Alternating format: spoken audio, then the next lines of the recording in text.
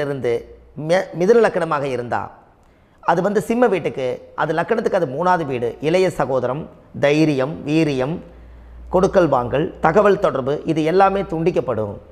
இது மூலியமாக தான் அந்த முடக்கு கர்மா வேலை செய்யும்.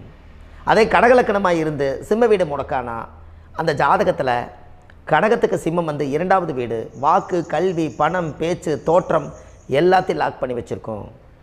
அப்போ சிம்ம லக்கணமாக இருந்து சிம்ம வீடே முடக்கானா அவர் முடங்கிடுவார். அவரோட திறமைகள் எல்லாம் உலகத்துக்கு வராது. வாழ்க்கையில் என்ன பண்ணுறதுனே தெரியாமல் போயிடும். அதனால் அந்த முடக்கை நீங்கள் ரிலீஸ் பண்ணால் தான் நீங்கள் வாழ்க்கையில் மேலே வர முடியும். அதே கன்னி லக்கணத்துக்கு 12வது வீடாக சிம்மம் முடக்காக இருக்கும். அப்போ கன்னி லக்கணத்துக்கு 12வது வீடாக இருந்தால் அது விரயமாக வருது. தாம்பத்திய சுகம், படுக்கை அறை எல்லாமே முடக்கிடும். நல்ல தூக்கம் இருக்காது, நல்ல சந்தோஷம் இருக்காது. எதுக்குடா கல்யாணம் பண்ண, எதுக்கு வாழ்ந்த, எது குழந்தை பெற்ற ஒரு விரக்தி ஆயிரும். இப்படியெல்லாம் அந்த கன்னி லக்கணத்துக்கு அந்த சிம்ம வீடு முடக்காக இருந்தால் இந்த